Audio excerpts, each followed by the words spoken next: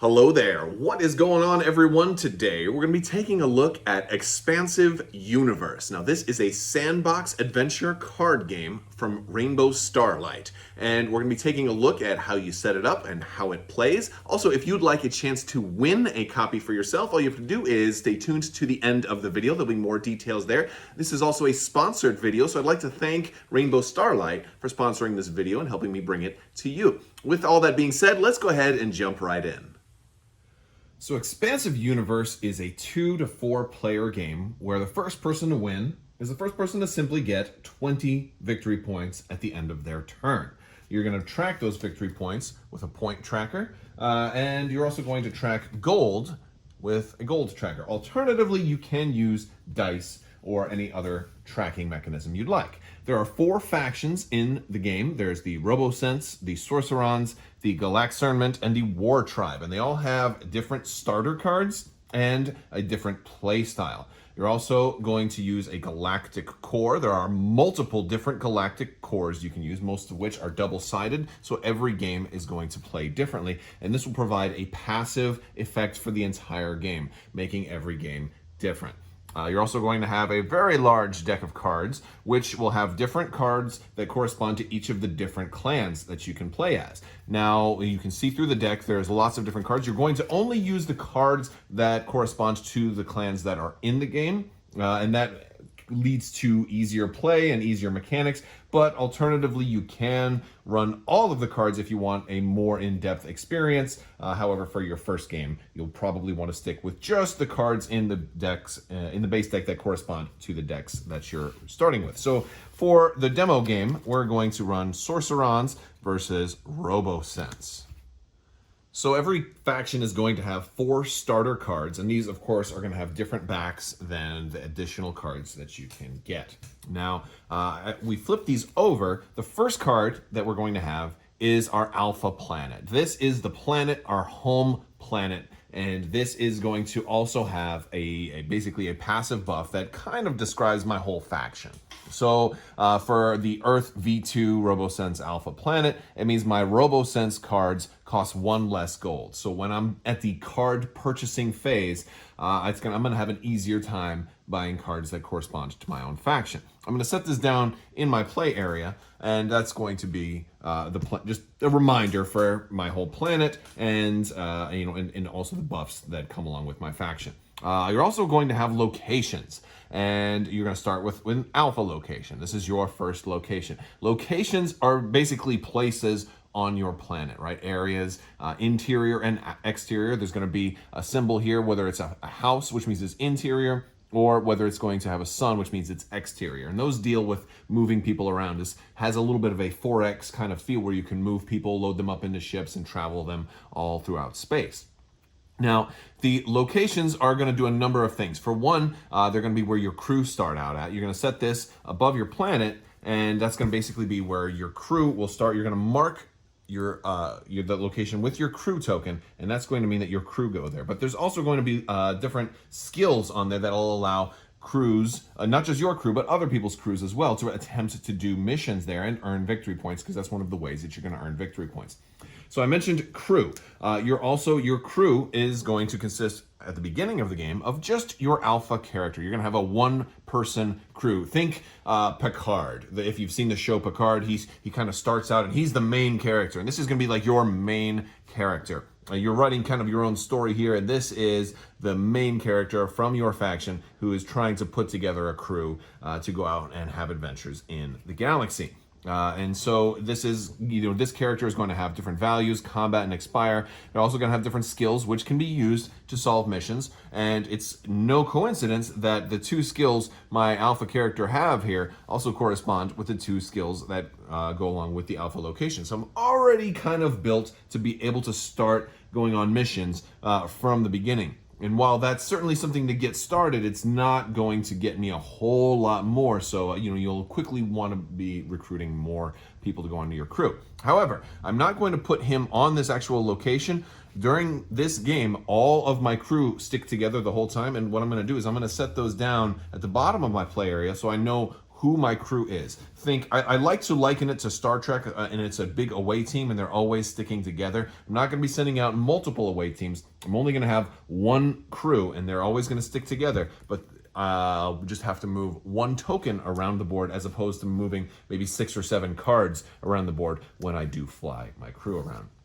And the fourth and final card I'm going to start out with is my starter ship, my Alpha spaceship. This one is called the Hypercube, and it is going to be a way that I can actually move my crew from place to place. And there's a lot more we can do. We can also get into space battles. We'll talk a little bit more about combat later on. But I'm going to put this on top of my planet because that's going to talk about where it is. And then, of course, in the center of the board, we're going to put the galactic core. And the galactic core is going to be a location. And one of the things when I'm moving, and we'll talk a little bit more about actions here in a minute, when I'm moving, I can move a spaceship from one planet to the galactic core, or from the galactic core to maybe another planet controlled by another player. And so there's a lot of different things that you can do with different actions. So let's talk about those. So at the beginning of the game, whoever's going first is going to start off their turn by gaining gold. And you're going to gain 2 gold at the start of the game, 1 for your planet and 1 for each location you have.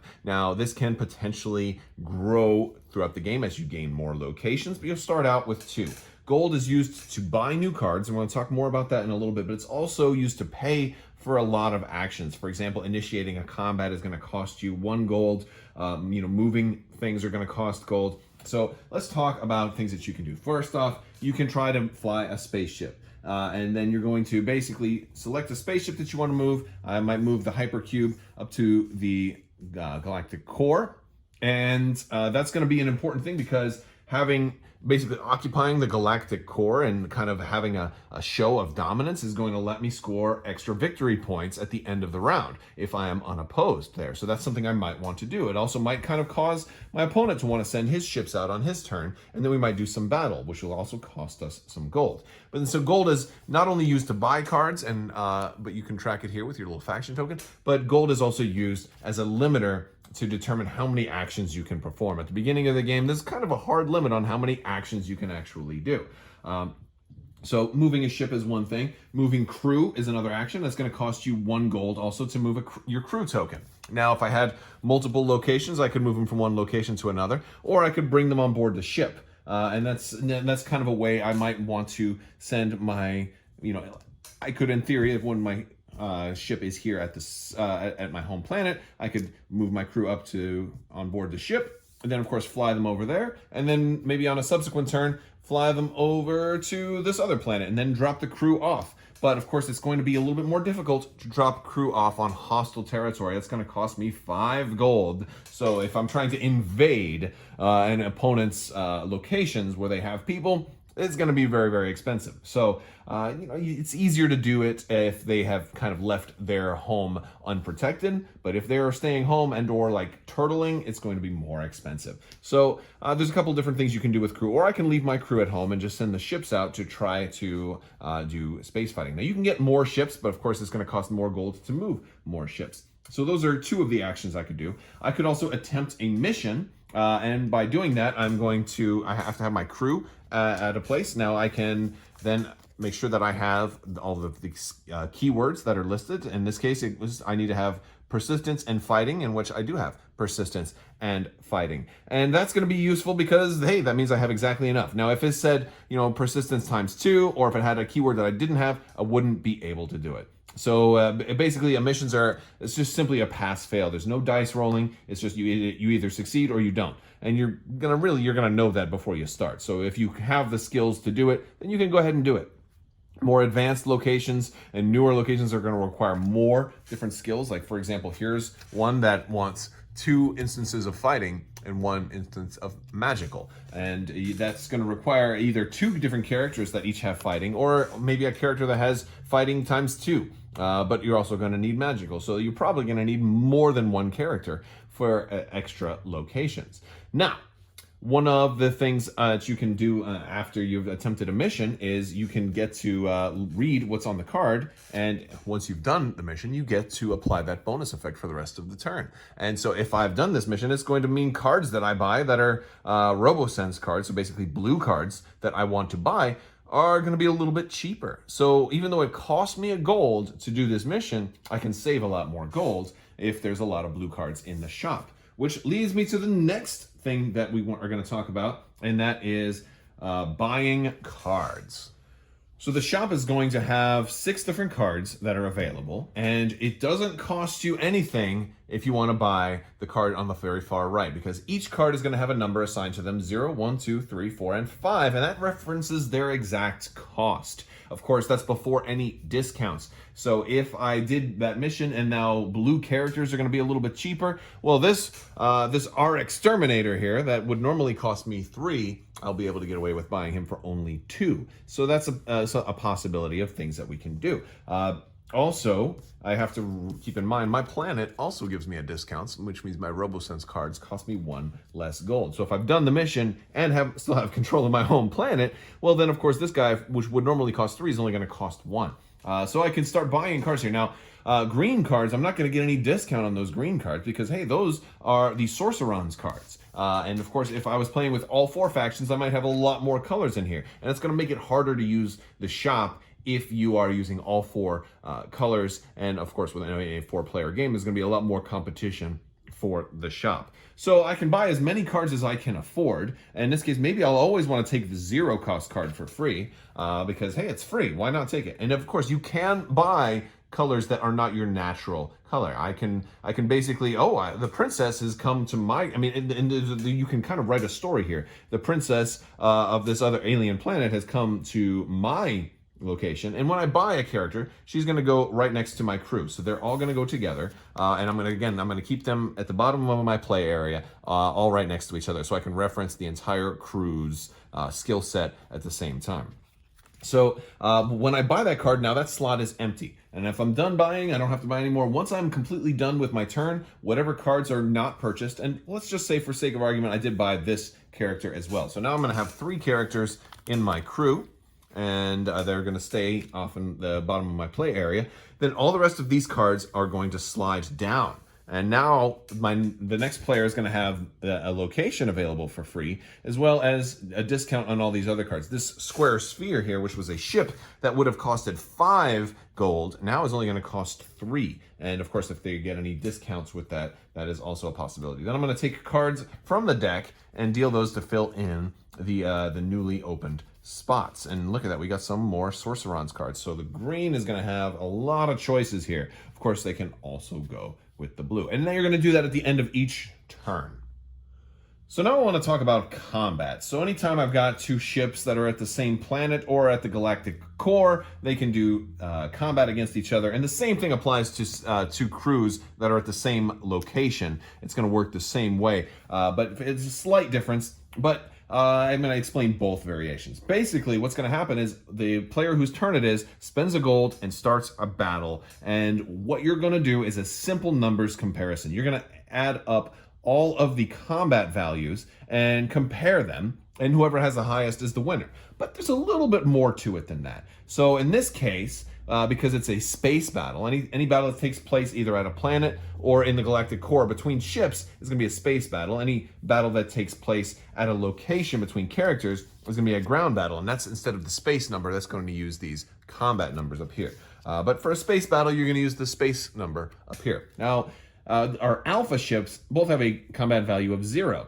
So we're really not able to really do a combat because there would be an exact tie. But let's just say I brought a second spaceship with me from the Sorcerons, and now all of a sudden, the hypercube is in danger because now we've got a value of 15 versus a value of 0. Well, one of the things we can do is before we do that comparison, we can take maneuvers. Now, before I explain to you what maneuvers are, I have to talk about 2 different types of cards. We also have weapons and armaments. And weapons are basically cards that can go on a character. So when I buy a weapon, I just attach it to a character, and that's going to be basically that character's gun. And an armament is the same thing, but for a ship. So if I buy missiles, I could put those on a ship. And so what will happen is if we have armaments, we're going to turn them sideways, or basically to exhaust them, and they're going to stay, basically they're going to stay used, or they call this entangled in the game, and it's going to stay that way for the duration of the combat. Once combat's all over, then you can turn it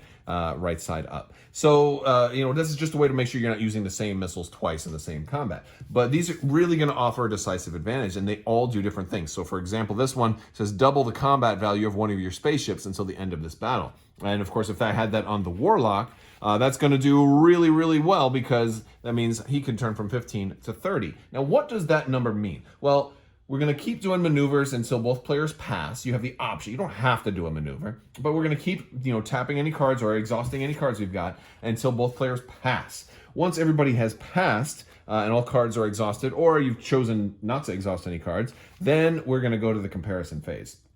For the purposes of this, I'll say we did not have any armaments.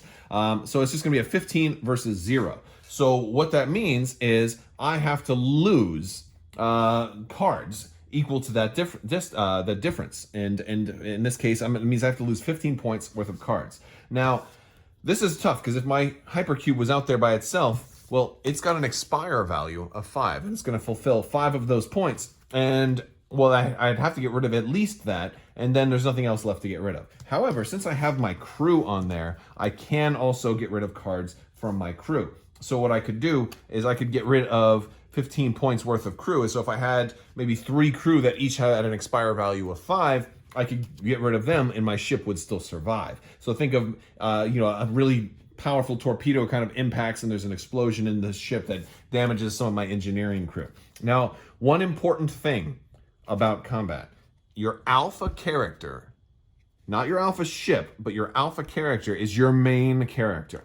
If you ever lose your alpha character, you're out of the game.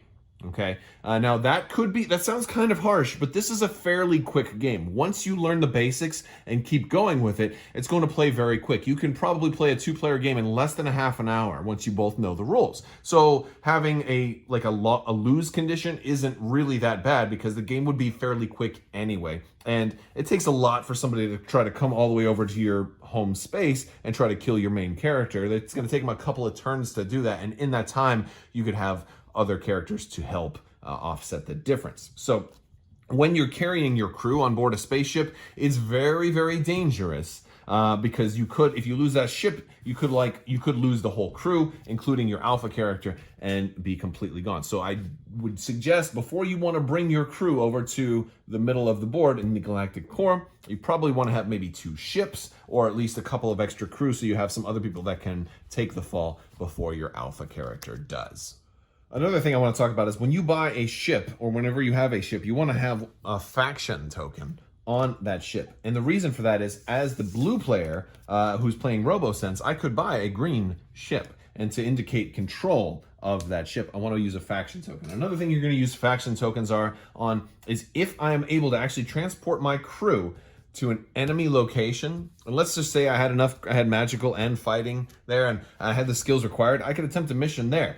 Once I do that, I'm going to put a faction token on there, basically as like graffiti on the wall saying, hey, we've been here and we've solved the problems. I can only do that once per enemy location, but instead of only 2 victory points that I would get at home, I'm going to get 5 for basically doing an away mission on a foreign planet. So you get way more victory points if you can do a mission at an opponent's location. So it's way more advantageous, and you can win the game very, very fast by adventuring out. You're also going to earn points based on, in addition to completing missions, like I said, controlling the galactic core. Also, when you do combat, you're going to gain victory points for destroying a spaceship, also destroying opponents' characters. You get like 4 and 5, respectively, for characters and then spaceships. So you gain a lot of victory points from combat, a lot of victory points for doing missions at an opponent's location. And that can really end the game very, very fast. So while you can just stay home and get 2 points per turn, that would make the game take 10 turns. It's probably only going to take half that many if you're being aggressive.